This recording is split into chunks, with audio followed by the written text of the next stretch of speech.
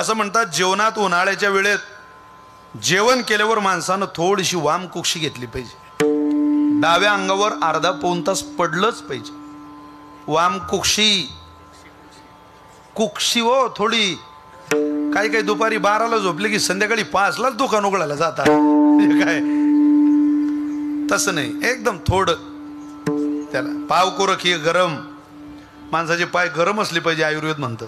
पेट को रखिए नरम, दिमाग को रखिए ठंडा, फिर भी डॉक्टर मिले तो उसको दिखाओ दंडा, असं म्हटलंय कबीर महाराजांनी. चला जेवणाचे प्रकार आहे, पण आता ते आपण महाराष्ट्रीयन माणसं आहे त्याच्यामुळे आपल्याला माहिती आहे. तुम्ही इतर प्रांतात इतर राज्यात जा महाराज, जेवणाची चव नाही. भरला भाताचा हात की घातला. त्यांना भातात एकदा आमटी घातली काय त्यात काय तिला चव असो नसो, भात भिजायलाच कालवण फक्त. काहीतरी लागतं बा भात भिजू घालून खायला, बाकी काही नाही. चव महाराष्ट्रात. त्या महाराष्ट्रातही काही काही बाजार. आमच्या गावात एक माणूस जेवायला बसला, सगळी पंगत चालू झाली, एकटाच जेवत नव्हता. शेजारी म्हटलं अरे जेव, तुझ्यामुळे लोक थांबले. तो म्हणे सगळाच स्वयंपाक बायकांनी चांगला बनवला, पण चपात्या तेवढ्या चांगल्या बनवल्या नाही. काय झालं? अरे म्हणे 10 मिनिट झाले चपाती मोडतोय, अजून पोळी तुटत नाही. तो शेजारी म्हणे तिरमक, ए तिरमक, अरे ती पोळी नाही ती टोपी आहे तुई. ती टोपी धरून मध्ये पडली, तू मोडून राहिला. तिरमक पोळी पुढे ठेवला, काहून असा करून राहिला? ती पुढची पोळी घेणं, लोक वाट पाहून राहिले बुवा. आता या जेवणाऱ्यांना गाढवाला गुळाची काय चव. कढी बनवली कोणी? मधुमंगलाच्या आईने. कढीचा सुगंध सुटला महाराज, पोरं धावत धावत घरात आली. तुकोबारांनी दिलेलं उदाहरण आहे, ऐका. आणि जेवायला बसली मंडळी, पोरही जेवायला बसले. त्यात मधुमंगल म्हटलं आई मला तू जरा कढी दे वाटीमध्ये जास्त घालून, मी काही जेवणार नाही आज पण कढी पिणार आहे. बरं बाबा घे. इतर मुलांपेक्षा त्याला थोडी कढी जास्त दिली आणि त्यानं ती कढीची वाटी ओठाला लावली. पहिला फुरका मारला कढीचा. हा काय जोरदार कढी झाली, वा आई, अगं काय चव आहे कढीला. हा हा पिऊन घे. एक घोट पोटात गेला होता आणि घोटभर कढी त्या वाटी शिल्लक होती. पण मधुमंगलाचं अत्यंत प्रेम. कृष्णस्या सखा कश्चित, तो भगवंताचा सखा आहे, श्रीकृष्णाचा सखा आहे. यथा देहे तथा देवे. जे मला आवडतं ते माझ्या सख्यालाही, माझ्या परमात्म्यालाही, माझ्या कृष्णालाही आवडतं. अरे घोडभर कढी इतकी चांगली झाली, मला इतका पिऊन आनंद झाला, तर त्याला आवडल्यावर आणि त्याच्या पोटात गेल्यावर त्याला किती आनंद होईल. बरं त्याला आनंद झाला तर तो एकटा आनंदित होणार नाही, तो आनंदित म्हणजे त्रैलोक्य आनंदित. अरे त्याला कढी नेली पाहिजे गड्या. मधुमंगल म्हटलं आई अगं मंद मंद पाऊस चालू आहे, जरा या घोडभर कढीचा आनंद मी घराच्या बाहेर घेऊ का? तिला माहिती होतंय त्याच्या नादाला लागलंय. ती म्हणे मधुमंगल वाटी रिकामी कर आणि मग घराच्या बाहेर जा, रिकाम्या वाटीशिवाय बाहेर जाता येणार नाही. अरे मधुमंगल म्हटलं हिला कढीशी काही घेणं देणं नाही, हिला फक्त वाटी पाहिजे तेवढी.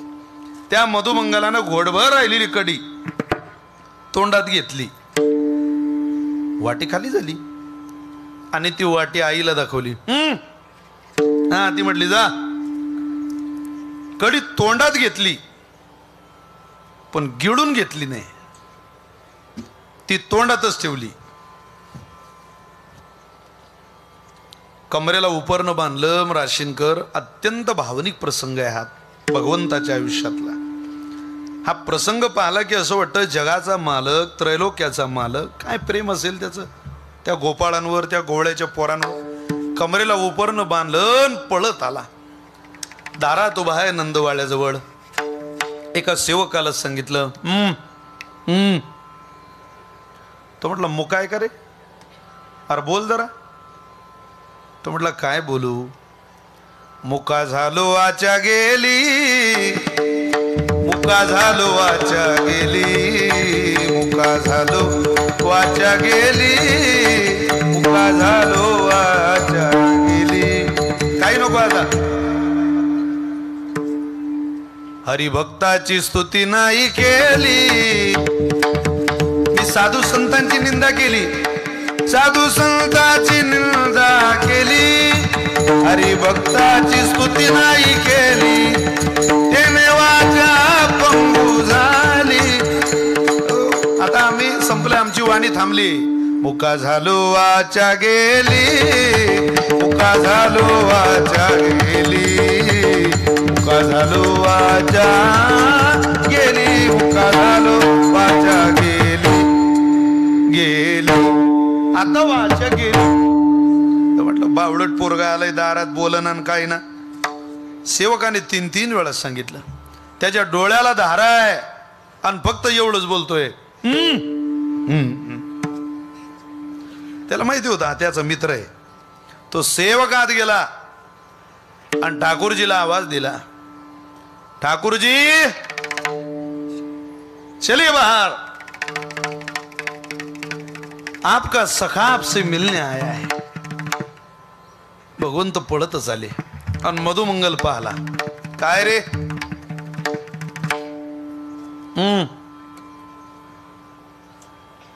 आता याच्या तोंडातच कधी भगवंताला समजलं काहीतरी आणलंय गळ्यानं तोंडात. जगाचा मालक मधुमंगलाच्या जवळ आला, 2 पावलं पुढे सरकला. राशीनकर, हे चित्र तुमच्या डोळ्यासमोर उभं करा. प्रत्यक्ष गोकुळात चला 5 मिनिट, प्रत्यक्ष व्रजभूमीत चला. आ केलं जगन्नियन त्यानं, तर लोक्याचा मालक आहे आ करतो. आणि आ केल्यानंतर नाथ महाराजांनी जेव्हा देवानं आ केलं तेव्हाच नाथांनी ओवी लिहिली. काय भक्ती केली गोपाळी, काय ती सोडी की ओवळी, त्यांची उचिष्ट मी कवळ गिळी, प्रेम सम्मेडी डुलत.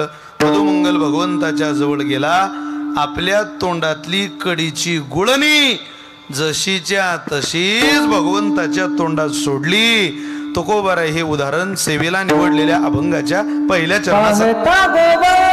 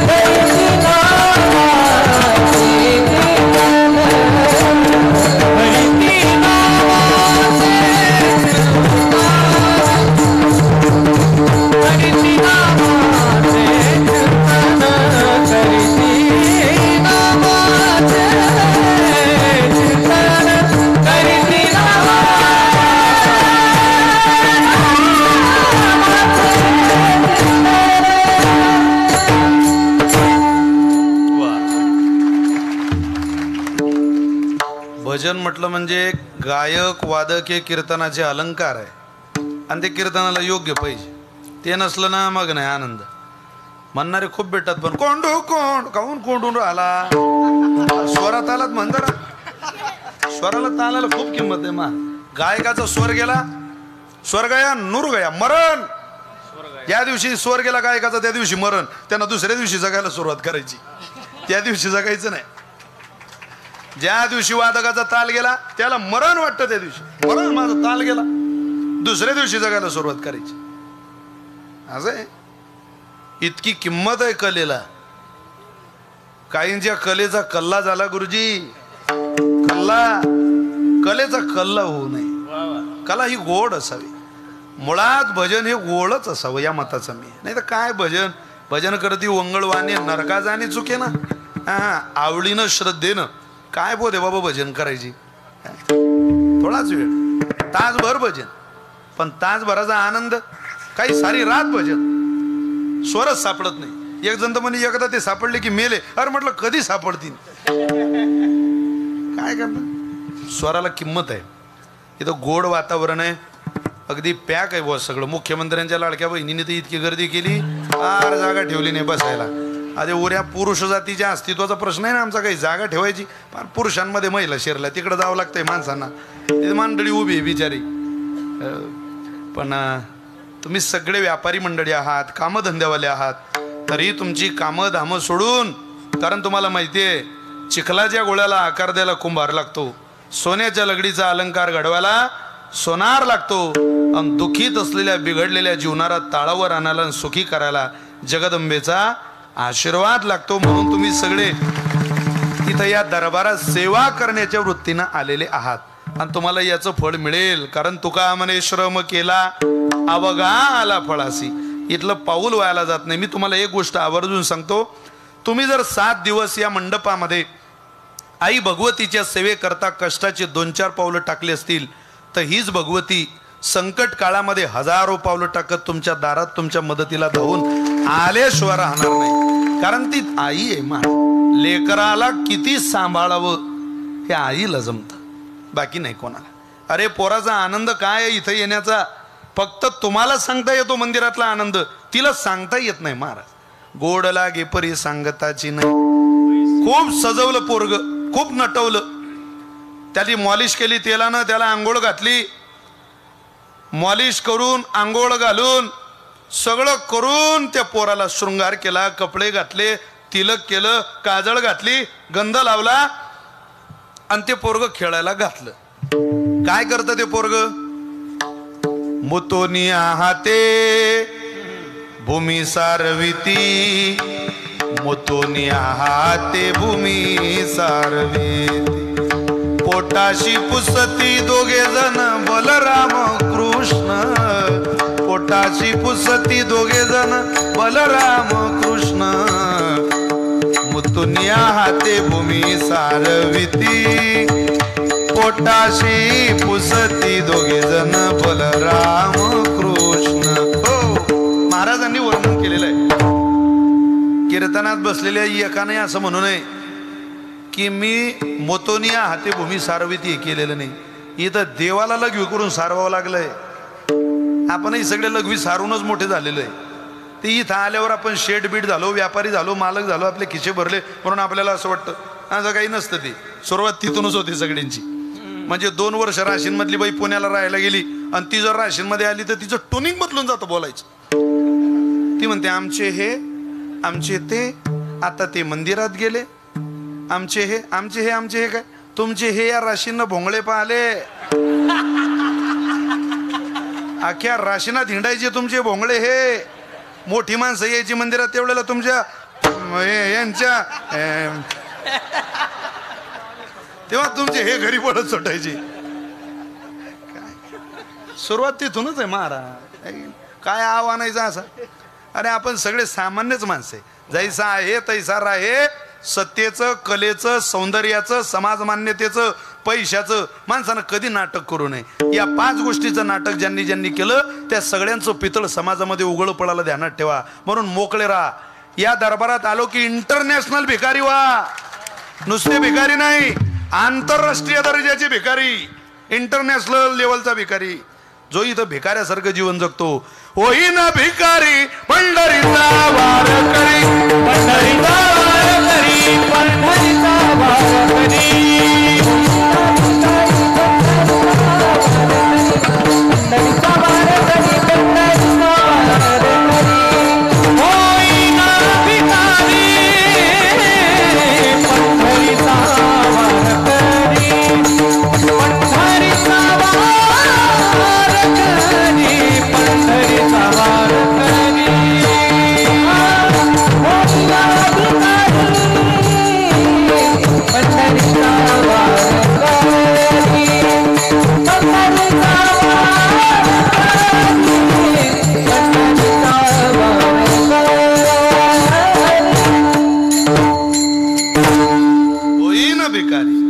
भिकारी व्हायचं आणि पंढरीचा वारकरी.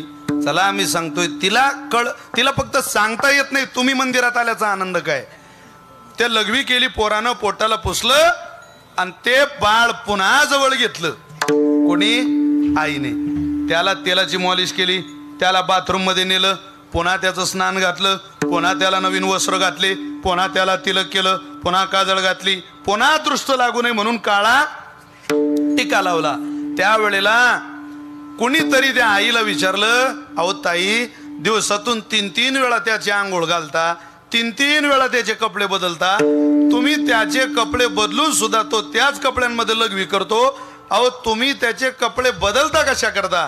त्या आईनं दिलेलं उत्तर आहे, कपडे बदलल्यानंतर, त्याला तिलक केल्यानंतर, त्याला काजळ घातल्यानंतर, त्याला दृष्ट लागू नये म्हणून काळा टिका लावल्यानंतर आणि त्याचा सजलेला शृंगार पाहिल्यानंतरचा जो आनंद मला होतो तो जगातल्या कोणालाच होत नाही, म्हणून मी त्याला नटवते.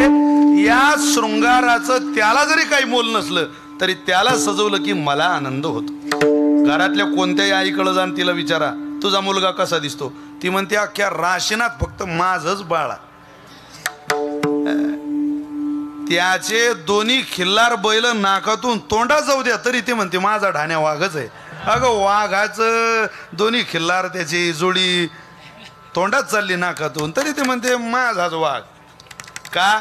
तिला सांगता येत नाही महाराज लेकराचा आनंद. म्हणून तर आई आहे.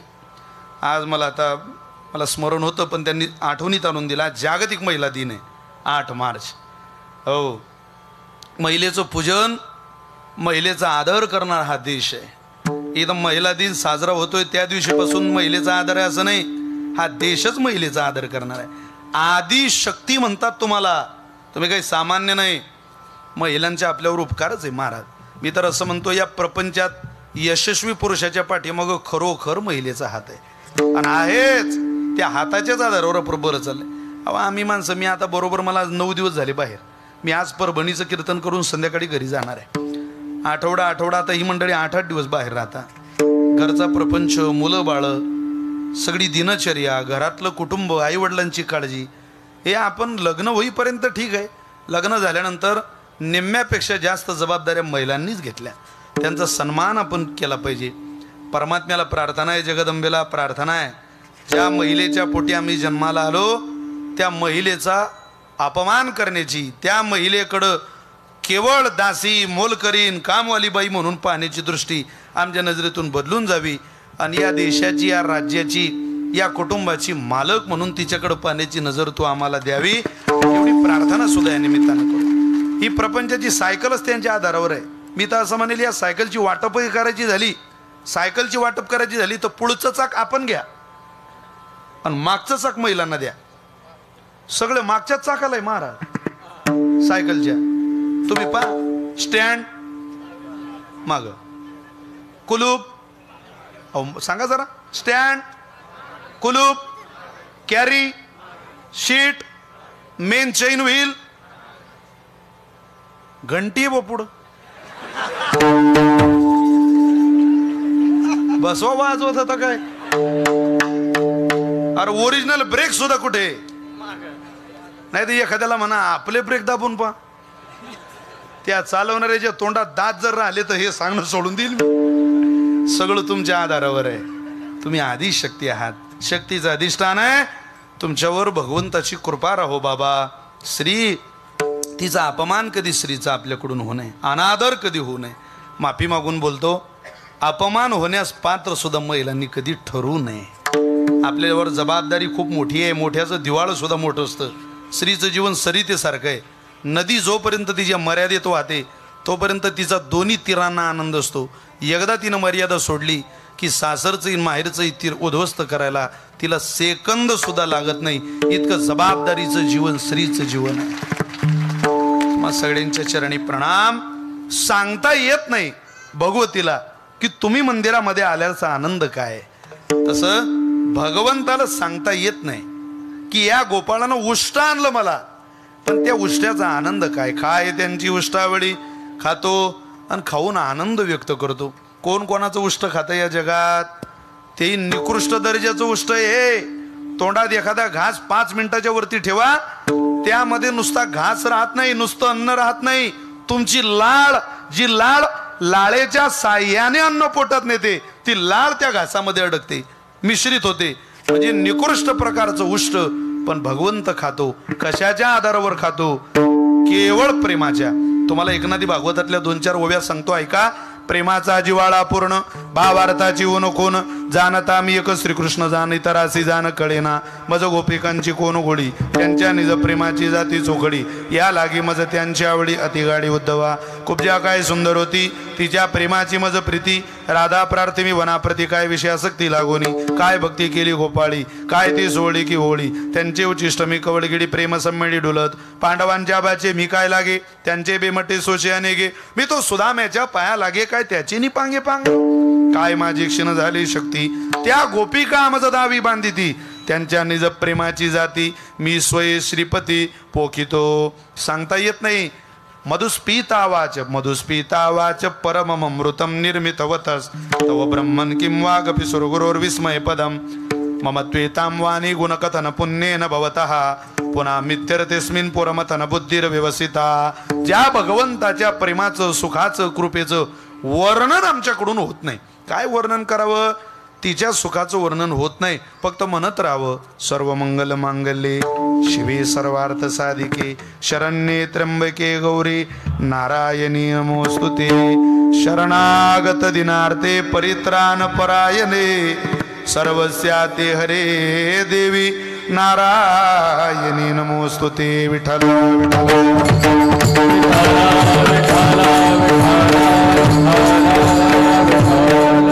मग त्या गोपाळांचं उष्ट भगवंताने घेतलं. त्या उष्ट्याचा नेमका आधार काय.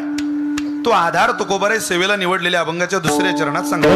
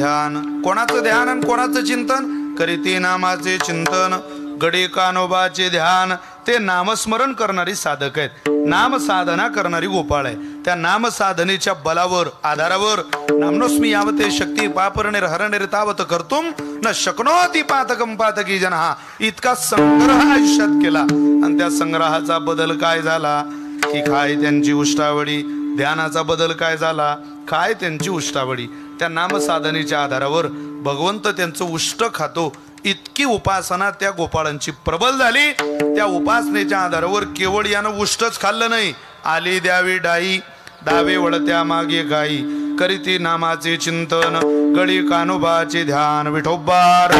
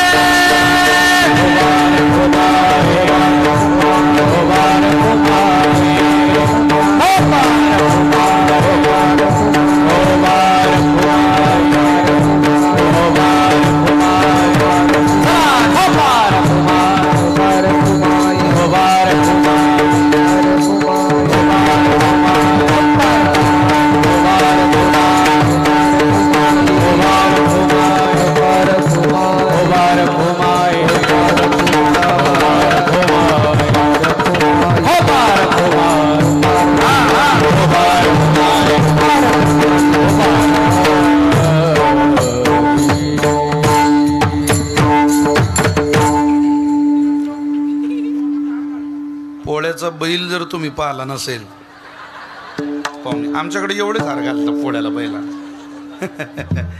तुम्हा सगळ्यांच्या प्रेमाचा अत्यंत विनयानं स्वीकार विठ्ठल विठ्ठल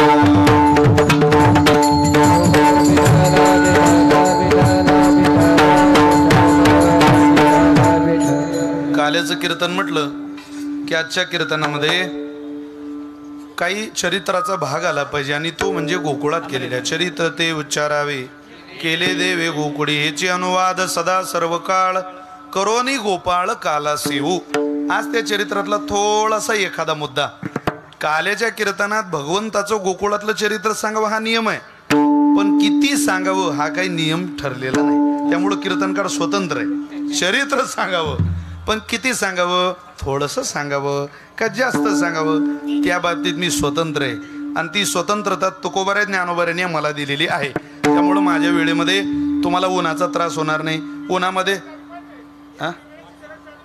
नाही राहू दे पिंगळा तो पिंगळा म्हणता म्हणता माझा फार मोळा झाला होईल होईल होईल होईल होईल म्हणतो म्हणतो काळजी करू नका. होईल होईल होईल होईल म्हणतो बरं का, काही काळजी करू नका. एवढं चरित्र आवडतो आणि तुम्हाला जे ऐकायचं ते ऐकवतो. चला, काय परमात्म्याने गोकुळामध्ये चरित्र केलं त्याचं वर्णन आहे. परमात्म्याने गोकुळामध्ये शौर्य केलं, शौर्य केलं, खोड्या केल्या. त्या शौर्यामध्ये काय केलं? कुलूप मायेचे तोडिले, कवाड भ्रांतीचे उघडिले. ऐका ऐका, बसा खाली, गडबड करू नका, सगळी मंडळी चाल हाल करू नका, बसा खाली. विठाला विठाला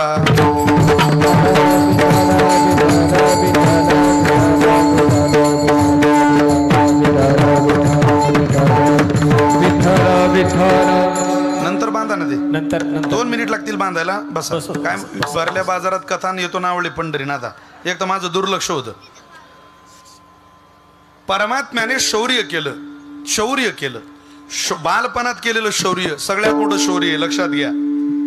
जी विषयाची असताना पाणी मारू आली, विषय घेऊन या निजस्ताना, पोतना घेऊ आली प्राणा, तीही कृष्ण संगे जाना तय क्षणी उद्धरती. एकनाथी भागवतामध्ये नाथ महाराजांच्या प्रसिद्ध ओव्या आहेत. नाथ महाराज असं म्हणतात, मारायला आलेली बाई आहे पण तिला आई म्हणून यानं शौर्य केलं, पहिलं शौर्य. दुसरं, देवानं कुलूप मायेचं तोडलं, कवाड भ्रांतीचं उघडलं, भ्रांतीचं कवाड खोडलं, कुलूप मायेचं तोडलं. काय केलं? नुसतं शिंके तोडले, कुलूप तोडलं एवढंच केलं नाही. अहो, देवानं नवनीताची अर्थात सार असलेल्या भक्ती साधनेची चोरी केली. चित्त चोरी येले नंदाच्या नंदने, हरिने माझे हरिले चित्त, भार वित्त विसरले. हे भगवंतानं चोरी केली. ऐसा पुराण प्रसिद्ध चोर. तुकोबारे म्हटले, बाबा अरे त्याचा सारखा चोर होणे नाही, माग झाला नाही, पुढे होणार नाही, प्रसिद्ध चोर आहे. म्हणून त्या देवानं शौर्य केलं. पण या शौर्य चरित्रामध्ये देवानं गोकुळामध्ये काही लीला केल्या, त्या लीलांना बाळलीला म्हणतात. त्या बाळलील्यामध्ये देवानं खोड्या केल्या आणि त्या खोड्या अतिव केल्या की ज्या खोड्यांचं वर्णन नाही, ज्या खोड्यांना लिमिट्स नाही, लिमिटेशन सगळे सोडले कृष्ण अवतारामध्ये. नेमकं काय काय केलं? अहो, एक चरित्रात्मकच अभंग आहे, त्याच्यामध्ये वर्णन आहे. काय काय केलं? ज्या वेळेला यशोदा मैयाला गारानं सांगायला आणि खोड्या सांगायला गवळणी आल्या, त्या गोपिका आल्या, त्यावेळेला सांगतात, अगं गवळणी सांगती गारानी, रात्री आला चक्रपाणी, खाऊनी दही दूध तुपलोनी, फोडिली अवघी विरजनी. कमी करून आवाज द्या फक्त. काय केलं? दुसरी आली धावुनी, याने ग बाई काय केली करणी, पतीची दाढी माझी वेणी, तोहीची गाठ पाडोनी, गाठ बाई कुणाशी सुटे ना, कोटवर सोसू धिंगाणा, यशोदे बाळ तुझा ताना, कोटवर सोसू धिंगाणा.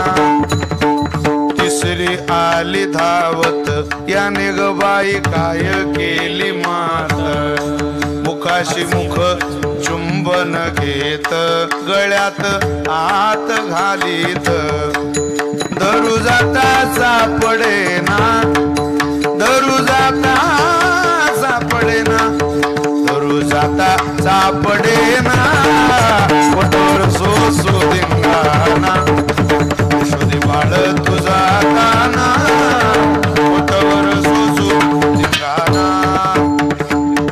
अरे बाबा, किती वेळ त्याचा धिंगाणा, किती वेळ त्याचा त्रास सहन करायचा, हे सगळे गाराने सांगायला तिथं आले.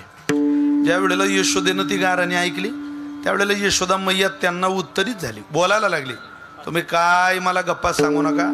5 वर्षाचे माझे बाळगे, अंगणी खेळ खेळ गे, काय लटक, याचे आवाज कमी करू नका, आवाज द्या. काय लटिकाची घेता आळगे, गोकुळच्या नारी. अहो, काय माझ्या पोरावर तुम्ही 12 घरच्या 12 गे. तुम्ही काय एका घरच्या आहे का बसलेल्या सगळ्या? आता अलग अलग घरातून आल्या ना, त्या म्हणे तुम्ही सगळ्या मत्ता करून आलेले. अहो, एका घराचं लवकर मत होत नाही आणि तुम्ही 12 घरच्या 12 एकत्रित आल्या. त्या अर्थी माझ्या पोराच्या विरोधात अविश्वासाचा ठराव तुम्हाला पारित करायचा आहे, तो लवकर पारित होऊ देणार नाही. काळजी करू नका. यशोदेनं काही ऐकलं नाही. त्यातली एक सून आपल्या सासूला म्हणते, आत्या ते काही आपला ऐकायची नाही. मोठ्याच्या घरची सून आहे ती, काय यशोदेच्या नादी लागता. राहू द्या, चला. मग ती म्हणते अरे बाई जगायचं कसं या राशीनाथ, मी सांगते तुम्हाला, चला. घरी आली आणि आत्याला म्हणते आत्या आत या. आत या. तुम्ही एक काम करा, आता तुम्ही मला आणि माझ्या नवऱ्याला मोकळं सोडून द्या. तुम्ही राहा गोकुळात आणि आम्ही जातो बघ गोकुळ सोडून. यशोदे कृष्णाला सांगावे ग, गोकुळी राहावे का जावे, गोकुळी राहावे का जावे, गोकुळी राहावे का जावे, राहावे का जावे, गोकुळी राहावे का जावे, गोकुळी राहावे का जावे. अवधाने लोणी गौराणी सासोदा मथुरे वारी, कृष्ण उभा गोकुळी राहावे का जावे, गोकुळी राहावे का जावे, गोकुळी राहावे का जावे. वा गुरुजी, राहायचं जायचं सांग तुझ्या पोराला. हिनं निर्णयच घेतला आणि सगळं सामान बैलगाडीत भरलं. सगळं ते सामान बैलगाडीत टाकल्यानंतर अवली इथला आवाज कमी होतोय माझा मॉनिटर मधला, थोडा गेन द्यायला, कमी जास्त करू नका, मला त्रास होईल त्याचा. झालं असं, सगळं सामान बैलगाडीत भरलं आणि सामान आपलं बैलगाडीत घालून नवऱ्याला घेऊन ती गवळण निघाली. ते माहिती पडलं भगवंताला. वैजा वाकड्या श्रीदामा बोबड्या सगळे झाले आणि त्यातला यो गोपाळ आला आणि भगवंताला म्हणतो कृष्णा काय रे ती ती ती ती गवळण. बर मग ती गोकुळ सोडून, त्याला बोलता येत नाही. अरे लवकर सांग ती जायच्या आधी. अरे ती गोकुळ सोडून चालली. असं का? काळजी करू नका, भगवान म्हटले मी तिचा बंदोबस्त बसवतो, तुम्ही तोपर्यंत इथं झाडाखाली बसा. भगवंतानं योगमायेनं तिला तहान लावली. उन्हाळ्यात लवकर तहान लागते आणि तहान लागल्यावर पाणी पिल्याशिवाय माणसाला बरं वाटत नाही. शांत वाटतं पाणी पिल्यावर.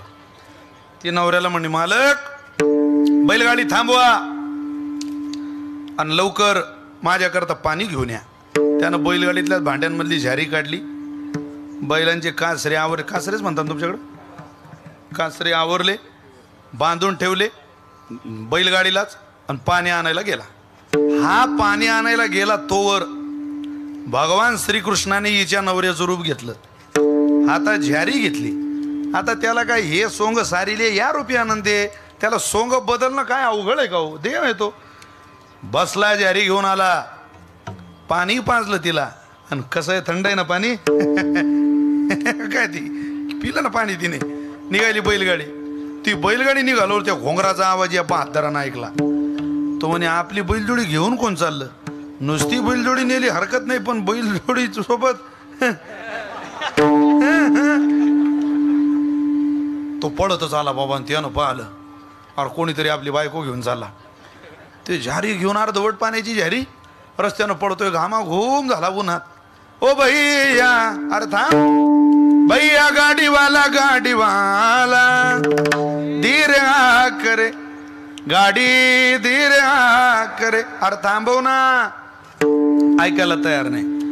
ती गोपिका पाहते, मागे पळणारा माझाच दिसतो आणि गाडीतलाही माझा दिसतो. आतला माझा यातला कोणता आहे? तो बैलगाडीतला म्हणे मागून आलेला कृष्ण आहे, तुम्हाला पाण्याला पाठवलं होतं, मी पाणी आणलं आणि पाणी पिली सुद्धा तू. तो मागचा म्हणतो ग त्याच्या नादी लागू नको, एवढ्या लवकर कुठं पाणी येत असतं का? किती वेळ लागला पाणी काढायला, पाणी आणायला, घे लवकर जरा. ती काय ऐकायला तयार नाही. ती म्हणे तुम्ही मागं सरकू नका, पुढं सरका, माझ्या जवळ येऊ नका बाबा, अजून ओरिजिनल शिक्का बसलेला नाही, त्यामुळे मला स्पर्श करू नका. काय करा? ती म्हणे गाडी वळवा, गाडी वळवा. गाडी वळवली सासूकडे नेली. आत्या यातला तुमचा कोणता आहे? ते म्हणे थांब आरतीचं ताट आणू दे. मला काय माहिती देवानं मला जुळं दिलं होतं, मला तर एकच वाटलं. ते म्हणे आत्या एकच आहे तुमचा यातला, फक्त तेवढा कोणता आहे तुम्ही ओळखा. ती म्हणे बाई यातला मला नाही ओळखता येणार. बैलगाडी तशीच नंदबाबाकडे गेली. अख्खं गोकुळ गोळा झालं.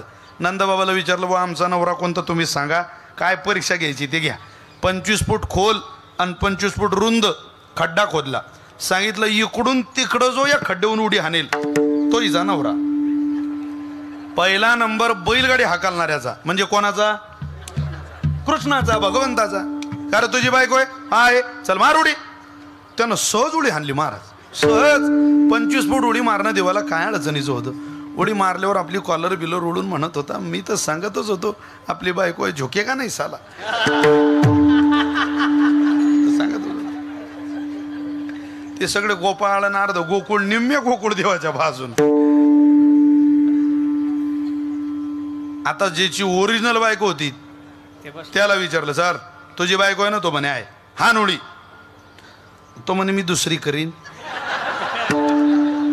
पण उडी काही माझ्याकडून जमणार नाही गड्या. उडी हाणण्याच्या नादात टंगळं बिंगळं गेलं तर मी करू काय?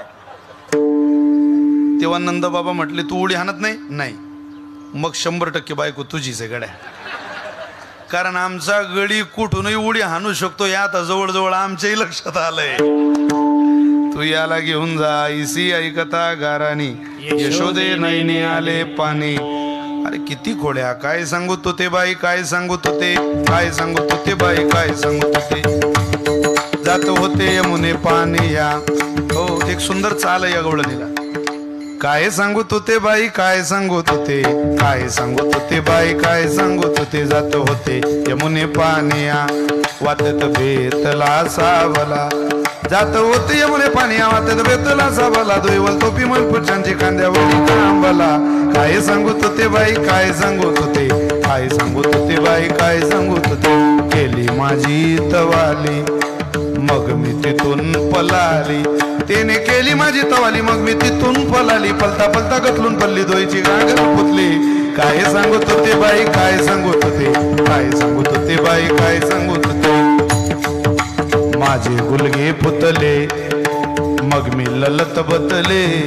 माझे गुलगे पुतले मग मी ललत बतले. तिकडून आले शालंग पाणी मला पोटाची दलिले. काय सांगू तो ते बाई, काय सांगू तो ते, काय सांगू तो ते बाई, काय.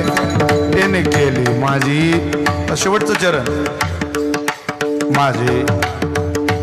माझे गुलगे पुतले मग मी हो हो काय केलं? मला पोटाशी दलोनी माझे समाधान केले.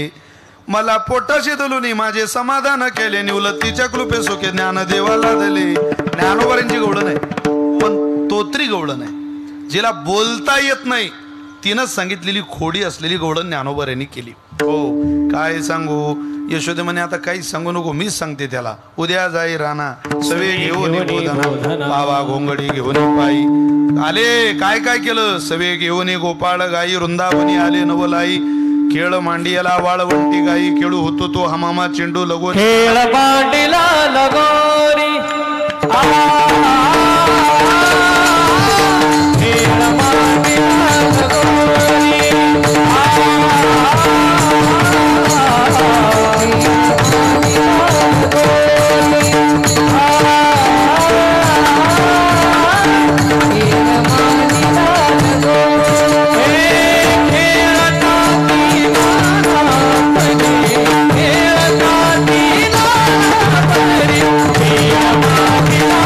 Thank you.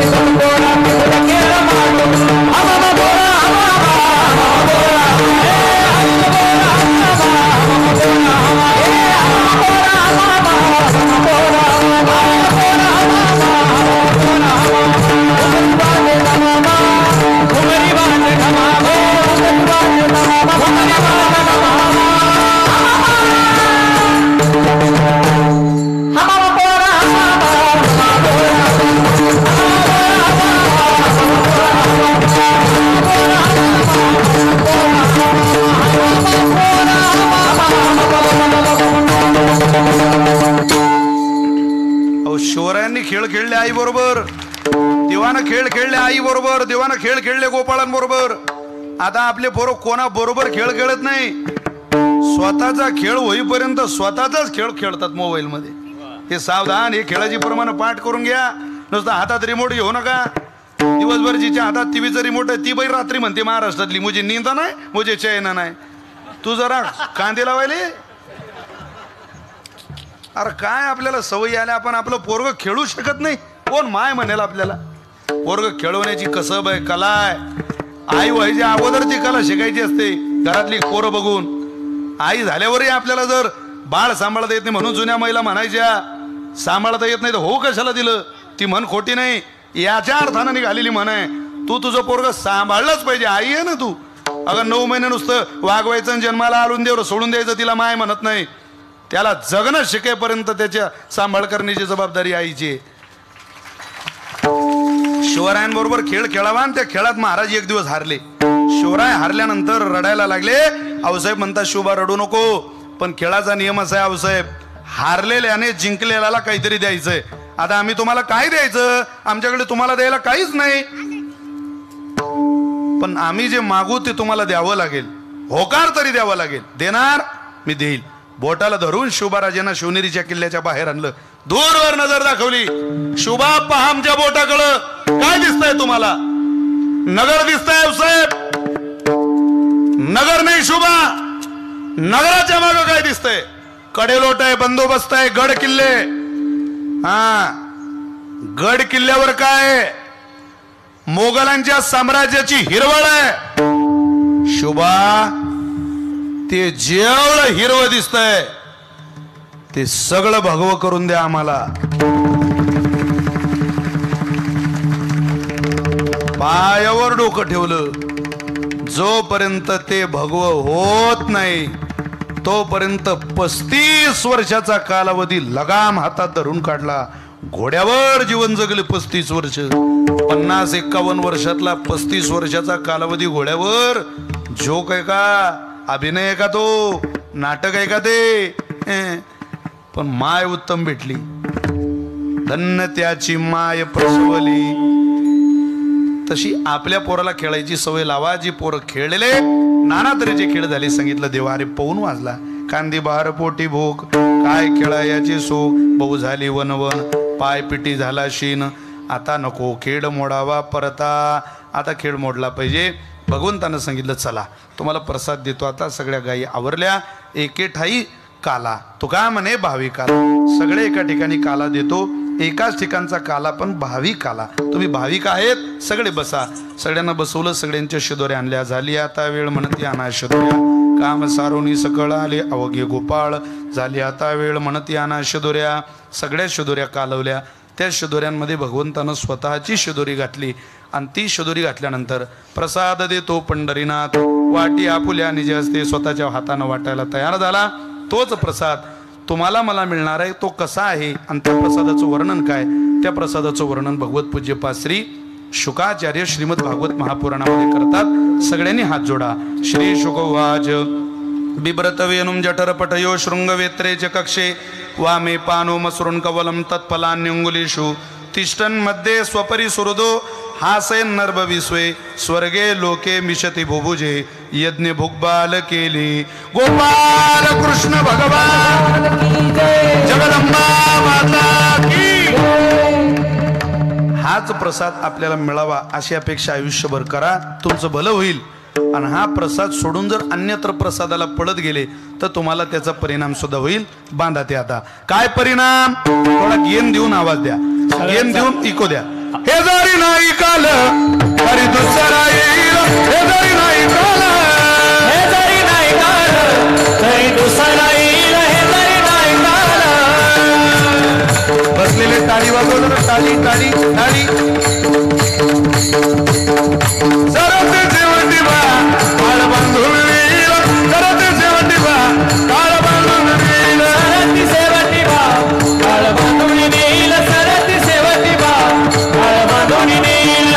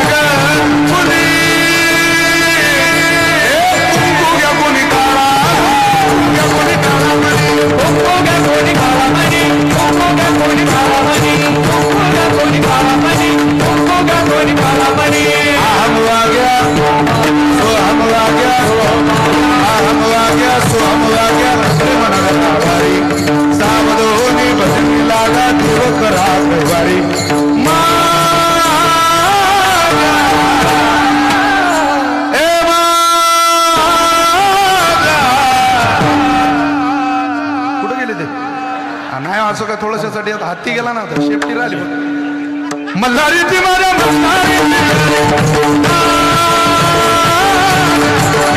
ती माझ्या मल्हारी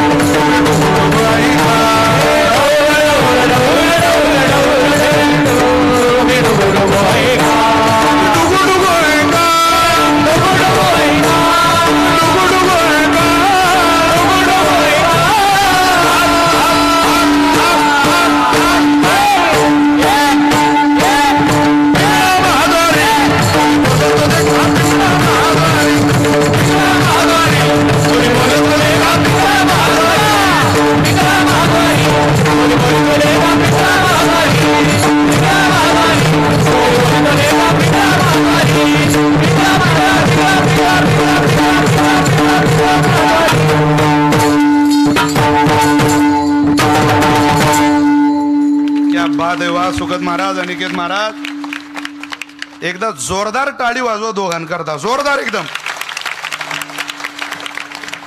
ही टाळी नाही तुमचे आशीर्वाद आमच्या भावंडांच्या पाठीशी असे राहू द्या सगळ्यांच्या इथला आशीर्वाद इथली भूमी फार पवित्र आहे अहो मी कितीदा राशींवरून गेलो प्रामाणिकपणानं सांगतो वगाळ्याच्या इतकं भव्य मंदिर आहे आणि इतकं पुरातन आहे मला अजून माहिती नाही थोडंसं आपल्याला राग येऊ देऊ नका पण आपलं अधिष्ठान पोहोचवण्याकरता राज्यात आपण कमी पडतोय बरं का आपल्या मंदिराचा प्रचार प्रसार होण्याकरता कमी पडतोय आपण सगळ्यांनी जबाबदारी घेऊया इतकं स्थान लोकांना स्वप्नात पाहायला मिळत नाही राव तुम्हाला सेवेला मिळत आहे अरे आता 5-5 वर्षापूर्वीची मंदिरं कुठे गेली ना तुमचं मंदिर भव्य आहे टीम चांगली आहे फक्त हे स्थान माहिती नाही सगळ्यांना माहिती पडलं तर लोक ते दुःखाची हरणी आहे दुःख घेणारी आहे सुखदायी नाही दैवत आहे अजून कसा समाज राशींमध्ये वळवता येईल याचा प्रयत्न आपण सगळ्यांनी मिळून करूया पुढच्या वर्षी आपण याची जबाबदारी सगळे घ्या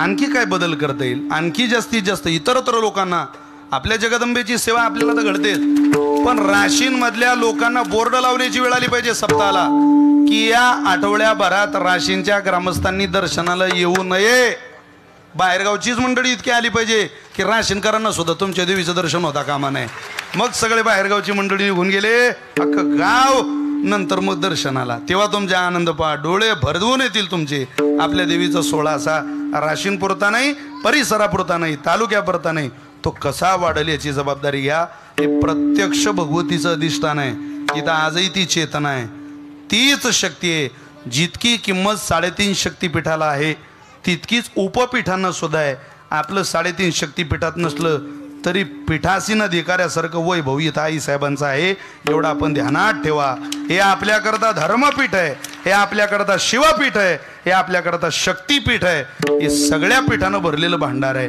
त्यामुळं इथली पूजा इथली पुजारी मंडळी इथली फुलांची आरास इथली मंदिराची स्वच्छता आणि मंदिरातलं चैतन्य जसं पाहिजे तसं सगळं मला जाणवलं मी शक्तीच्या अधिष्ठानावरून आलोय मुक्ताबाईकडून आलो शक्ती ते शक्ती अशी सेवा करण्याचं भाग्य मिळालं जिथं शक्तीची सेवा करण्याचं भाग्य इथंही त्या शक्तीची सेवा करण्याचं भाग्य तुम्हा सगळ्यांना धन्यवाद देतो तुमचा अर्धा तास जास्त घेतला काही जास्त न घेता त्यामुळं तुम्हालाही मी मनापासून म्हणजे त्रास न देता त्रास न देता असं मला म्हणायचं होतं तुम्हाला सगळ्यांना वंदन करतो आणि झालेली सेवा जगदंबा मातेच्या चरणी सुपूर्द करतो आमचे पाटबंधारे विभागाचे अधिकारी माळी साहेब नुकतेच मुक्ताईनगरहून इथं कार्यक्रमाला आले बरं का त्यांना राशीनला यायचं होतं यायला उशीर झाला पण कीर्तनाचे शेवटी का होईना ते पोहोचले मनापासून आदरणीय प्रकाशजी महाराज कातकडे गुरुजी आदरणीय सदानंदजी महाराज कडुळे गुरुजी यांना सुद्धा धन्यवाद देतो आणि सेवेला विराम देतो ज्ञानेश्वर